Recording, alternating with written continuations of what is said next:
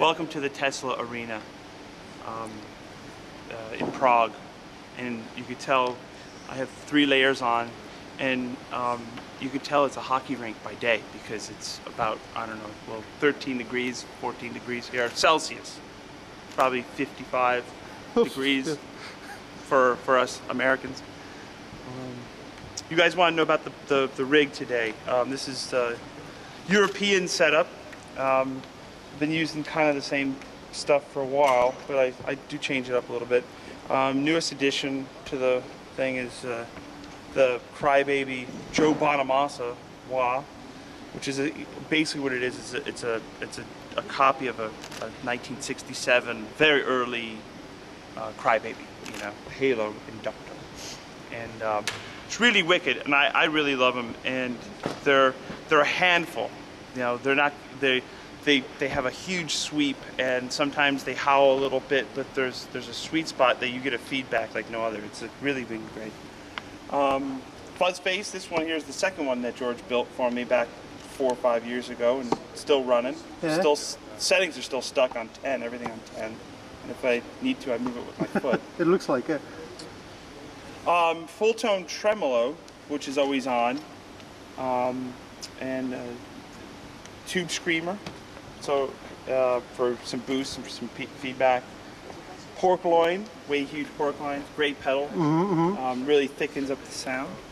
Let me just, I probably want to set it different. I don't want to set it. Anyway, probably set it back where it should be. Micro flanger MXR. The infamous Korg G4 Leslie pedal. I like this one here because I don't have to use. I can use the Voodoo Labs pedal power, and it works. As opposed to I use the Hughes and Kettner in the States. Oh yeah. And I don't have an outlet on this pedal board, so I have 3 original G4s, so I just bring it. And my trusty DD3 delay, one of 100 that are laying around in various drawers. And the thing is about it is everybody, you know, speculation. Once the speculation train goes out of the station, chances are things people post online that I read, people think I cover my settings because I don't want people to know them. I don't care. I can tell you every setting, and it's no problem. Yeah. It's not a trade secret. And everything you see here, you can buy a guitar set. Except maybe the G4, which, well, they would probably have one in their vintage pedal department. The reason why I cover the settings is when I set them, each night this thing gets packed up and that loom goes on top of the pedal board. So I would have to reset all the settings, or if I have my cable and I happen to kind of run across the top of the pedal board, I can turn the gain on the tube screamer all the way up, which normally I run at 10 and 2. So that's why I cover the settings, and it's you know, pretty self-explanatory. It's important to know that a lot of my sound on stage comes from these things right here, wedges. Really? There's 2 over here. Yeah. There's 2 on the. Yes, the on the twos. It's all guitar. It's all. On a guitar. Guitar, guitar, voice, obviously. Voice is going as well from these walls, of course. Guitar, voice, guitar. And the reason being is I use a baffle, so to keep it from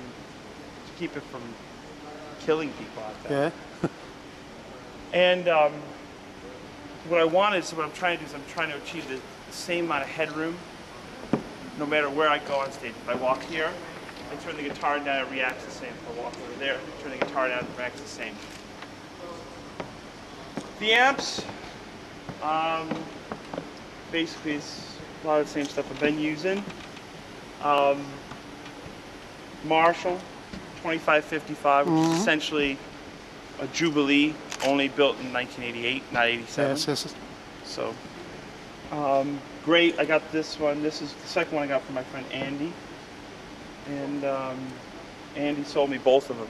And I never knew they existed until he told me that he had 2. So you both, yeah. He sold me both. And bless his heart, I really love them. I think they're great. And that's my main amp. It's been my main amp since I bought it. Category 5, this is the backup. The main one that was over here had probably seen his fair share of touring and had to go back to the factory to it was just blowing fuses because I think it's just been knocked around too much and has a million miles on it. So Don's fixing that. It's probably just a tube socket or something like that. But yeah, these are great. This is the one he covered in silver, new old stock silver Jubilee to match the Jubilees. And it never did quite match because we never took into consideration that those age a little bit. So anyway, so Van Vilden Twinkleland. This is a clean amp, well, cleaner, set to 8.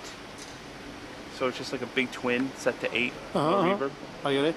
And this is the Twinkleland, second one that's set to the overdrive channel, and that's set to 6 and 7, and master should be 7. Silver Jubilees runs a theremin. Silver Jubilees runs nothing, and hopefully it will never run anything because that's the backup in case something blows up. Yeah. It's Marshall cabinets. These are ones that we built last fall, and they developed this technology where you can silk screen, or I don't know, it's not silk. I'll tell you that for free, it's not silk.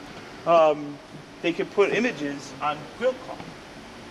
So I sent that golden pick in my little name thing, and they built me these nice big extra tall cabinets, and we put EV12L classics in. Yes, like those. And essentially what it is, it's 8 ohms, 4 ohms, 8 ohms, 4 ohms. You go, why 4 ohms, you think? These Van Vildens, and lots of Dumble amp style amps, Dumble amps. It looks like 6, exactly. Like Dumble. They like 4 ohms, more so than 8 ohms. They're more 4 ohms? 4 ohms. I have a train wreck over here on loan from my friend Charlie in Houston, and but we've misplaced our step-down transformer, and I've got one on order. So when we get to Germany, so I'll have the train wreck out by the end of the week.